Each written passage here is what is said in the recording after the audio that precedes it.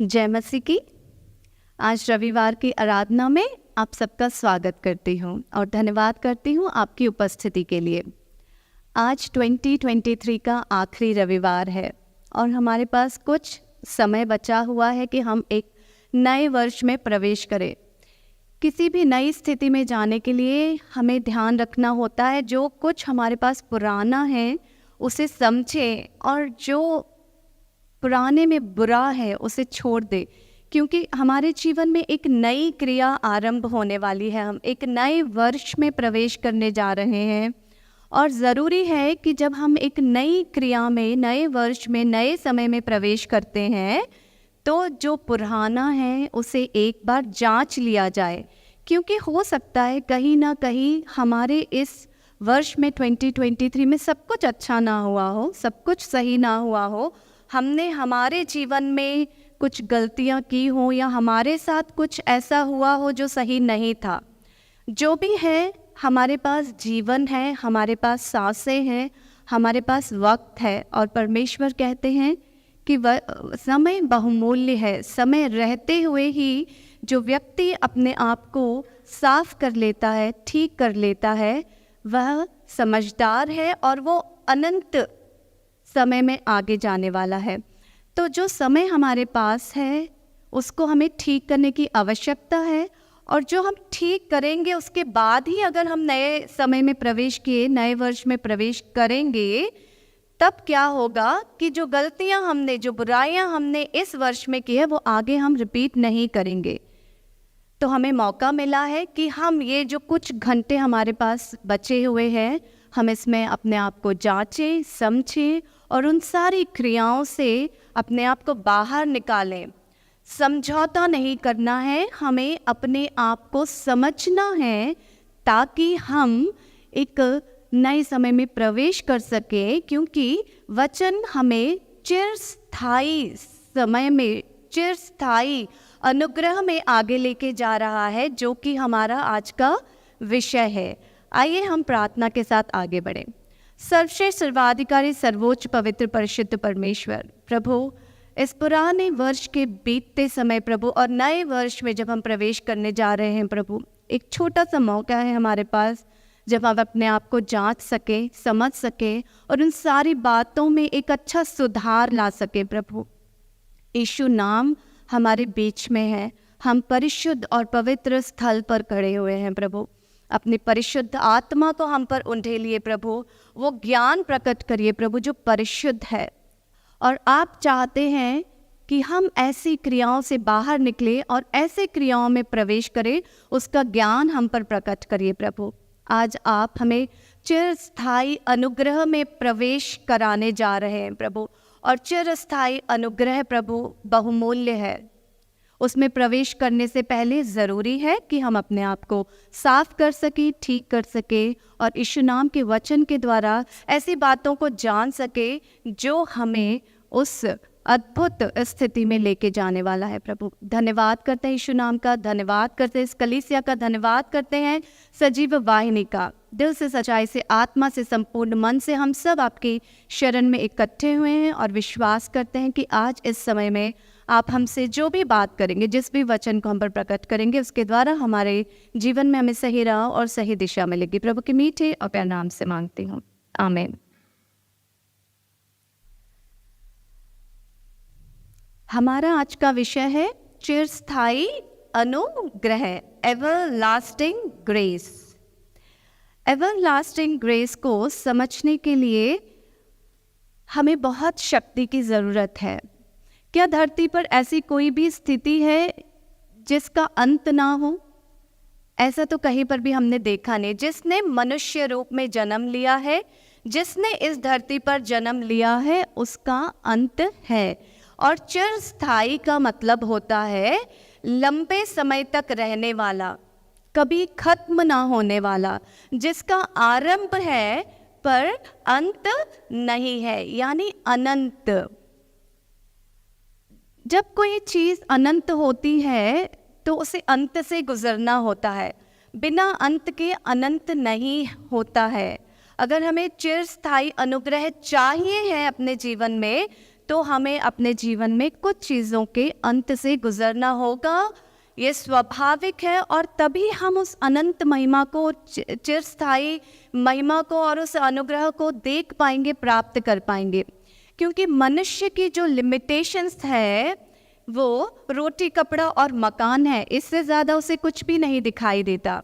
उसका सारा जीवन रोटी, कपड़ा और मकान के आसपास ही घूमता रहता, और इसी से जुड़ी हुई इसकी सोच होती है, क्रियाएं होती है। उसका सारा जीवन यहाँ से शुरू होता है और यहीं पर ख़त्म होता है। और जो दूसरी चीज़ है वो है हड्डी, मांस और शरीर। बस यही चीज़ें हैं जो हमें चिरस्थायी अनुग्रह से दूर कर देती हैं। क्योंकि इसमें रहते हुए हम क्या समझते हैं कि यही हमारा जीवन है और यही सब कुछ है। इसके बाद क्या है वो अद्भुत बातें, उसे समझने के लिए हमें सहारे की ज़रूरत है, और वो सहारा है हमारा परिशुद्ध पवित्र ग्रंथ। आइए इसमें से हम कुछ वचन को देखें और समझने की कोशिश करते हैं कि ये जो बड़ी बात आज हम कह रहे हैं और जिस बड़ी बात पर हम आज विचार कर रहे हैं, चिरस्थायी अनुग्रह, एवरलास्टिंग ग्रेस, ये है क्या और इसमें हम कैसे प्रवेश करेंगे और ये हमारे जीवन में कैसे काम करेगा। तो सबसे पहले हम बात करेंगे ईसा पूर्व। ईसा पूर्व क्या है? ईसा पूर्व यानी एक ऐसा समय है जहाँ पर बहुत सारी बुराइयां थी, अंधकार था, बहुत सारी आग लगी हुई थी दुनिया में, बुराई की, अपराध की। भाई भाई को मार रहा था, भाई बहन के बीच में कोई अच्छे संबंध नहीं थे, जहाँ पे सिर्फ लड़ाई झगड़े, अपराध, व्यभिचार। ऐसी स्थिति में सारी जो धरती थी वो तबाह हो जा रही थी। तब यीशु मसीह ने जन्म लिया एक ज्योति की तरह। कुंवारी मरियम के द्वारा इस धरती पर यीशु मसीह ने जन्म लिया, और उसके बाद से हम कहते हैं यीशु मसीह के बाद जो भी क्रियाएं हुई हैं हमने उसे यीशु पूर्व कहा हुआ है, जो पहले है, और उनके आने के बाद क्या क्या परिवर्तन हुए, क्योंकि वो ज्योति बनकर जन्मे इस दुनिया में।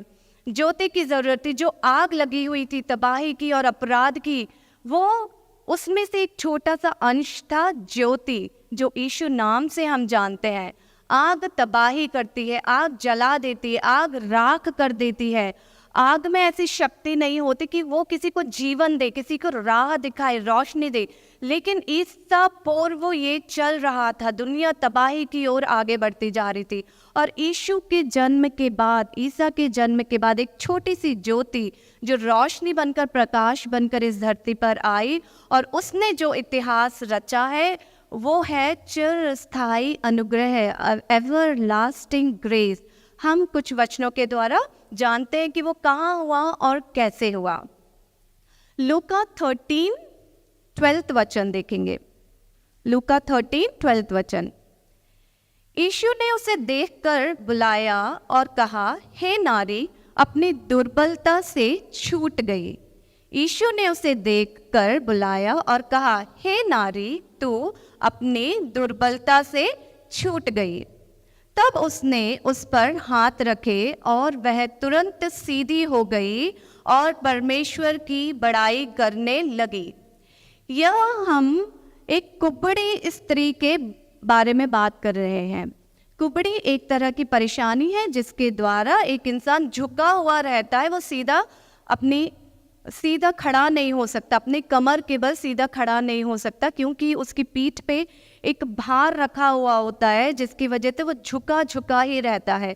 और यह जो स्त्री की परेशानी है, ये 18 वर्ष 18 ईयर्स से वो परेशान थी इस बीमारी के द्वारा, इस परेशानी के द्वारा। दुष्ट आत्मा से ग्रसित और प्रभावित यह स्त्री 18 वर्षों से उसी हालत में थी। तो किसी ने भी उसकी रक्षा क्यों नहीं करी? किसी में भी इतनी सामर्थ्य क्यों नहीं थी? किसी ने भी उस स्त्री को ऐसे स्थिति से क्यों नहीं छुड़ाया? क्या वो स्त्री दिखाई नहीं दे रही थी किसी को, या समझ में नहीं आ रहा था किसी को भी कि वो परेशान है, बीमार है, उसे सहारे की और साथ की जरूरत है?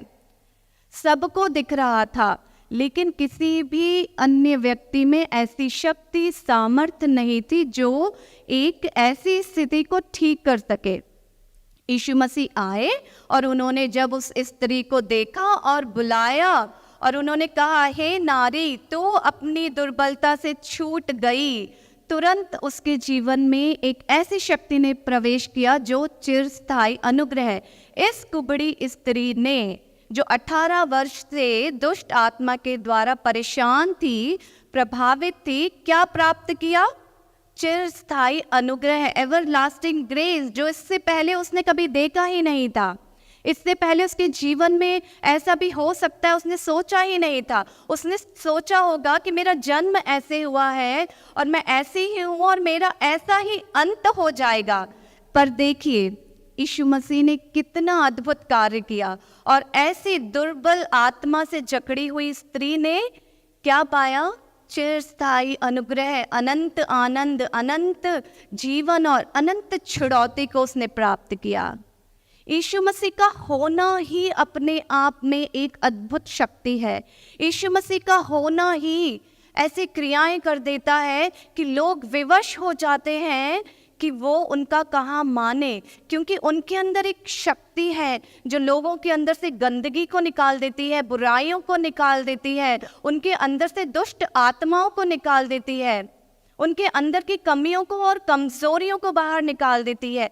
ये होता है एक आदमी, एक इंसान जो आदमी बनकर आई, एक ज्योति, एक मनुष्य बनकर आया, एक आदमी के रूप में आया, एक इंसान के रूप में आया।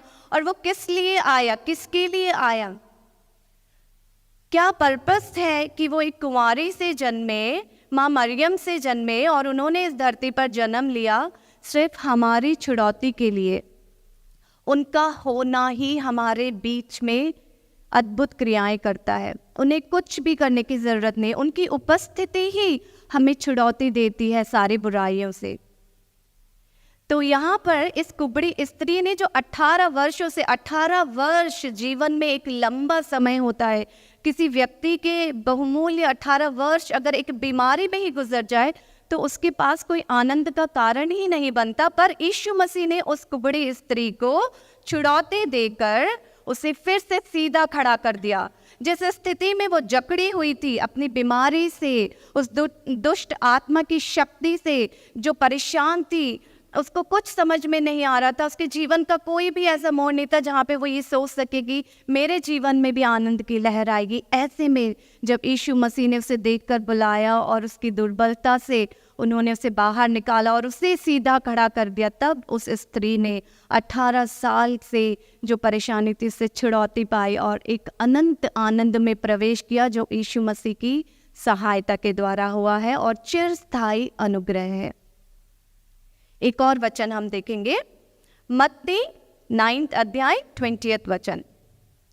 और देखो, एक स्त्री ने जिसके 12 वर्ष से लहू बह रहा था, उसके पीछे से आकर वस्त्र के आंचल को छू लिया, क्योंकि वह अपने मन में कहती थी कि यदि मैं उसके वस्त्र ही को छू लूंगी तो चंगी हो जाऊंगी।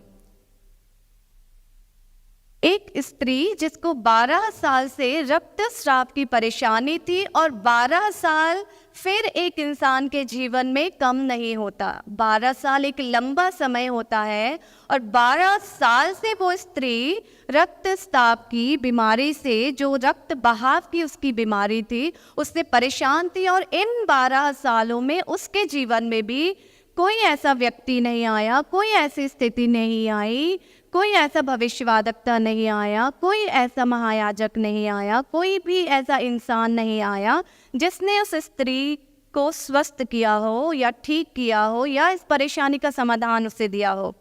लेकिन जब यीशु मसीह आए और वो अनजान थे इस बात से, वो अपनी राह में जा रहे थे, लेकिन इस स्त्री का जो विश्वास था कि यदि मैं यीशु मसीह के, ईसा के वस्त्र भी छू लूं तो मैं चंगी हो जाऊंगी, मैं स्वस्थ हो जाऊंगी। और परमेश्वर कहते हैं तुम्हारे विश्वास के द्वारा ही चंगे हो जाओगे, स्वस्थ हो जाओगे। और यही विश्वास था उस 12 साल की स्त्री जो रक्तस्राव से परेशान थी, उसने चुपके से उस भीड़ में से यीशु मसीह के जो वस्त्र छुए तो वो चंगी हो गई, उसको छुड़ौती मिल गई। इस स्त्री पर भी परमेश्वर ने चिरस्थायी अनुग्रह को प्रकट किया। चिरस्थायी अनुग्रह, एवर लास्टिंग ग्रेस किसने पाया? 12 साल से जो स्त्री परेशान थी अपनी बीमारी को लेके, और यीशु मसीह से पहले कोई नहीं आया उसके जीवन में, कोई नहीं आया जो उसे स्वस्थ कर सकता था। तो ये कार्य करना क्या आसान बात है? हर आम इंसान, हर साधारण व्यक्ति क्या ऐसे काम कर सकता है? अगर कर सकता था तो फिर यीशु मसीह के आने से पहले क्यों नहीं किया गया? क्यों यीशु मसीह को इस धरती पर जन्म लेना पड़ा? क्योंकि हम आजकल अनेक प्रकार की बातें सुनते हैं। लोग कहते हैं क्या कुंवारी के गर्भ से जन्म लिया, कौन मरियम, कौन यीशु मसीह, क्या कार्य, इस तरीके के सवाल हम सुनने के लिए सुनते रहते हैं। तो ये है यीशु मसीह के कार्य जो अद्भुत है। अगर कोई भी ऐसे कार्य कर सकता था तो फिर क्यों नहीं हुआ? 18 साल से इस दुर्बल स्त्री के जीवन में क्यों नहीं ऐसा काम हुआ? क्यों यीशु मसीह को ही वो काम करना पड़ा? क्यों उनके आने से ही उसको छुड़ौती प्राप्त हुई? उससे पहले नहीं किया किसी ने। और ये जो 12 वर्ष से स्त्री परेशान थी अपनी बीमारी से, उसके जीवन में भी क्यों वो 12 साल से परेशान थी? 12 साल कोई छोटी समय तो नहीं होता है, 12 साल एक लंबा समय होता है। क्यों इन 12 सालों में क्या एक भी व्यक्ति को मौका नहीं मिला कि वो उस स्त्री को ठीक करता? इसलिए नहीं कर पाया क्योंकि किसी के अंदर वो शक्ति ही नहीं थी, वो सामर्थ्य ही नहीं थी। बातें तो बहुत होती हैं लेकिन कार्य कुछ लोग ही कर पाते हैं, कार्य बहुत कम बार हो पाते हैं। एक वचन की ओर हम आगे बढ़ेंगे। यूहन्ना 4:7 अध्याय, यूहन्ना 4 अध्याय 7 वचन। इतने में एक सामरी स्त्री जल भरने को आई। यीशु ने उससे कहा, मुझे पानी पिला। उस सामरी स्त्री ने उससे कहा, तू यहूदी होकर मुझ सामरी स्त्री से पानी क्यों मांगती है? क्योंकि यहूदी सामरियों के साथ किसी भी प्रकार का व्यवहार नहीं रखते थे। इसीलिए जब उस स्त्री ने, सामरी स्त्री ने देखा कि यीशु मसीह यहूदी होकर इस सामरी स्त्री से पानी मांग रहे हैं, तो उसने सवाल किया कि आप यहूदी होकर मुझसे क्यों पानी मांग रहे हैं? यहूदी लोग तो सामरियों से किसी प्रकार का भी वास्ता नहीं रखते, कोई मेलजोल नहीं रखते, कोई संबंध नहीं रखते। तब यीशु ने कहा, जब यीशु ने उसे जीवन के जल के बारे में बताया, जब यीशु मसीह ने सामरी स्त्री को जीवन जल के बारे में बताया, तब उस स्त्री ने अपना घड़ा छोड़कर नगर में चली गई और लोगों से कहने लगी, आओ एक मनुष्य को देखें जिसने सब कुछ जो मैंने किया मुझे बता दिया। कहीं यही तो मसीह नहीं है ना? जो सामरी स्त्री थी, जो परेशान थी अपने जीवन को लेकर, जिसे नहीं पता था कि उसकी मंजिल क्या है, वो क्या कर रही है, उसे क्या करना है, और वो उलझी हुई थी अपने जीवन में। ऐसे एक सामरी स्त्री को परमेश्वर के आने से छुड़ौती मिली और वो खुद यह जानकर कि जीव जल मुझे प्राप्त हुआ है, आज मैंने ये पानी, ये कुआं जिसका पानी मैं पीती हूँ छुप छुप कर, जहाँ कोई नहीं होता, और मैं जाती हूँ और सबकी गैर मौजूद क्यों मैं उसका पानी लेती हूँ, उसका जल लेती हूँ, और मैं इस तरह जीवन जीती हूँ। तो खुले आम उस स्त्री को छुड़ौती प्राप्त हुई। उस घड़े में जिसमें वो बंधी हुई थी, जिस बंदिश में थी वो उसने छोड़ दिया और तोड़ दिया, और यीशु मसीह के आने से उस सामरी स्त्री को एक नया जीवन मिला, जीव जल की प्राप्ति हुई।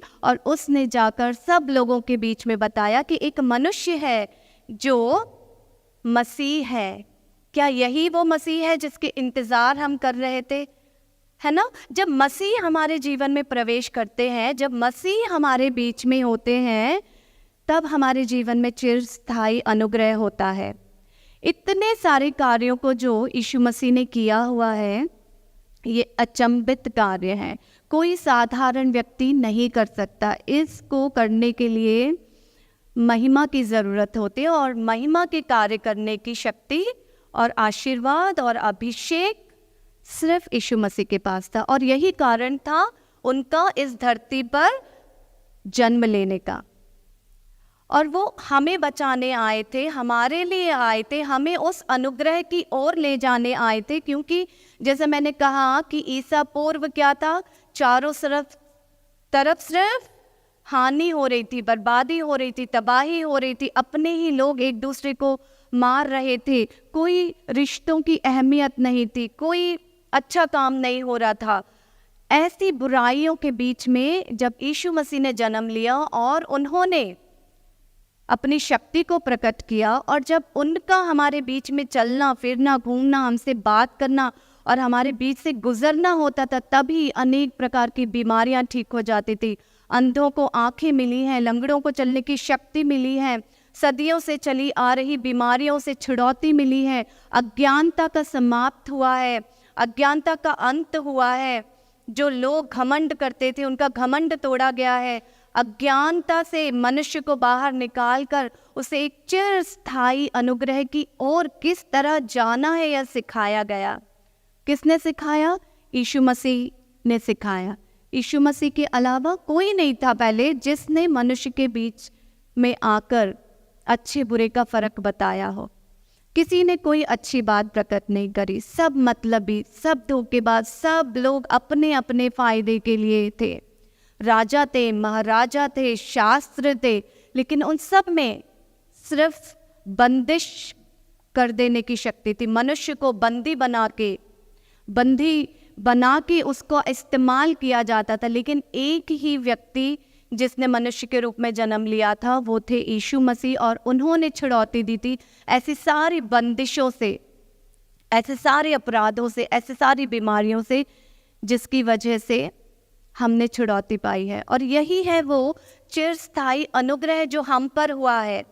हम उस चिरस्थायी अनुग्रह को यदि अपने जीवन में भी चाहते हैं, यदि हम आज चाहते हैं कि हमारे जीवन में भी हम एक ऐसी अनंत महिमा को देख पाएं, ऐसे अनंत समय में हम जा पाएं, ऐसे चिरस्थायी आशीर्वाद को और अनुग्रह को अपने जीवन में पाएं, तो ज़रूरी है कि उनका चलना फिरना हमारे बीच में हो। आज वो शरीर में नहीं है। यीशु मसीह आज शारीरिक रूप से हमारे बीच मौजूद नहीं है, लेकिन वो हमारे बीच में मौजूद हैं वचन के रूप में, ज्ञान के रूप में, शक्ति के रूप में, रोशनी के रूप में। हमारी सोच और विचार को वो देखते हैं, परखते हैं, और आज भी हमारे जीवन में ये सारे कार्य करते हैं।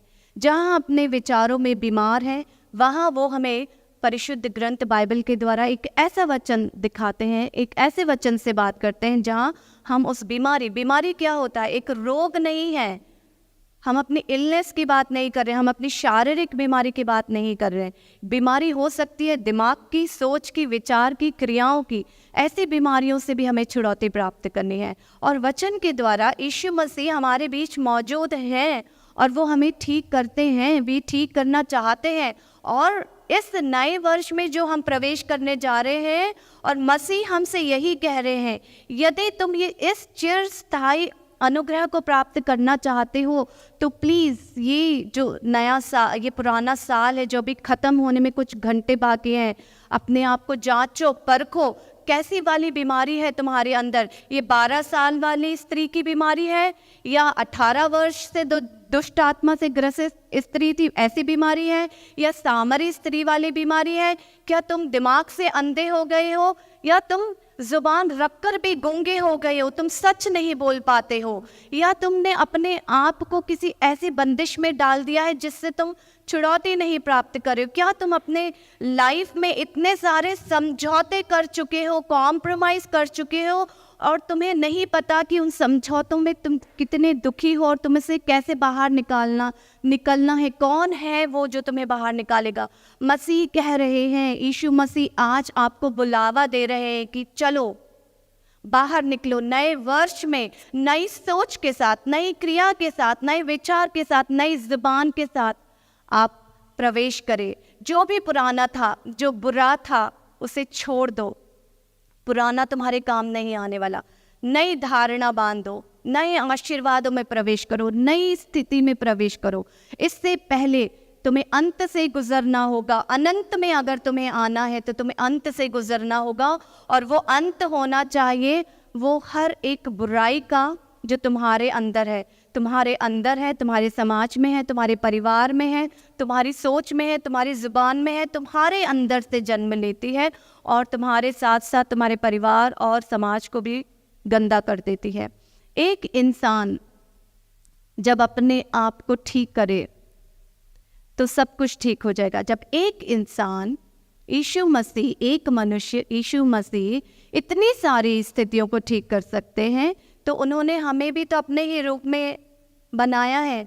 परमेश्वर ने हमें भी तो मनुष्य बनाया है, हमें भी तो इंसानी रूप दिया है, तो हम भी वो कार्य कर सकते हैं। लेकिन यहाँ पर ज़रूरत है एक अच्छे विचार, एक अच्छे बदलाव और एक अच्छी सोच की। जो चल रहा है उसमें चलते जाओ, ये सही नहीं है।